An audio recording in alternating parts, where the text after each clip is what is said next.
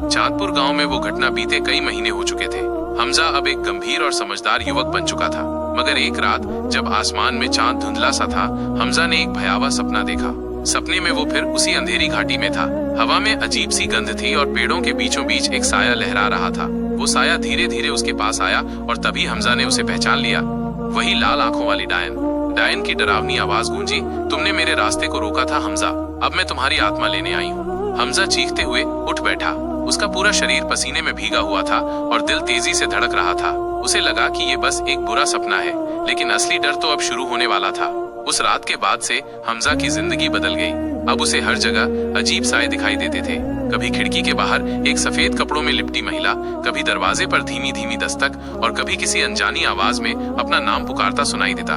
गांव के लोग कहते थे कि हमजा के मन में वहम हो गया है, लेकिन हमजा जानता था डायन लौट आई थी।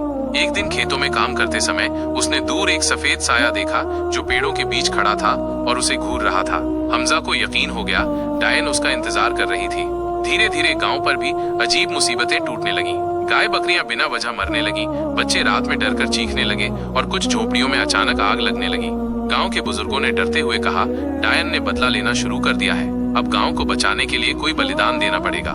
सभी की निगाहें हमजा पर टिक गईं, क्योंकि उसी ने पहली बार डायन को चुनौती दी थी। हमजा समझ गया कि अब उसे ही कुछ करना होगा। हमजा ने तय किया कि वो गांव के बाहर पहाड़ी पर बने पुराने मंदिर में जाएगा। उस मंदिर के बारे में कहा जाता था कि वहाँ एक दिव्य तलवार छुपी है जिससे किसी भी बुरी शक्ति का नाश किया जा सकता है। मंदिर दशकों से वीरान पड़ा था। लोगों का मानना था कि वहाँ जाना मौत को न्योता देना है। पर इस बार हमजा डरने वाला नहीं था। वो अपने पिता की पुरानी बंदूक, एक मशाल और ढेर सारा साहस लेकर अंधेरी रात में निकल पड़ा। रास्ते भर तेज बारिश और बिजली कड़कती रही, पर हमजा रुका नहीं। जब वो मंदिर के पास पहुंचा तो तेज हवा चली और उसकी मशाल बुझ गई। अंधेरे में बस मंदिर का टूटा हुआ दरवाजा नजर आ रहा था जो हवा में कराहता हुआ चरमराता था। मंदिर के अंदर कदम रखते ही हमजा ने देखा मंदिर के फर्श पर अजीब से निशान बने थे और बीचों बीच एक चांदी सी चमकती हुई तलवार रखी थी। लेकिन जैसे ही हमजा ने तलवार की तरफ बढ़ने की कोशिश की, एक भयंकर चीख मंदिर में गूंज उठी और डायन सामने आ गई। अब वो पहले से भी ज्यादा भयानक लग रही थी।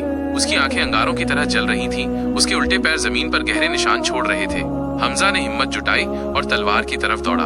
डायन ने उसकी राह रोकने की कोशिश की, मगर हमजा फुर्ती से तलवार तक पहुंच गया। तलवार को उठाते ही उसमें एक तेज रोशनी फैल गई। डायन एक पल को पीछे हटी, मगर फिर गुस्से से दहाड़ी। हमजा ने तलवार को घुमाया और पूरे जोर से डायन पर वार किया। डायन की चीख इतनी जोरदार थी कि पूरी घाटी हिल गई। अंधेरा चीरता हुआ एक तेज तूफान उठा और डायन धुएं में बदलकर बिखर गई। डायन के मिटते ही मंदिर में एक दिव्य रोशनी भर गई।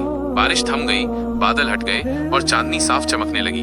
हमजा तलवार को लेकर गांव लौटा। गांव वाले उसकी बहादुरी देखकर झूम उठे।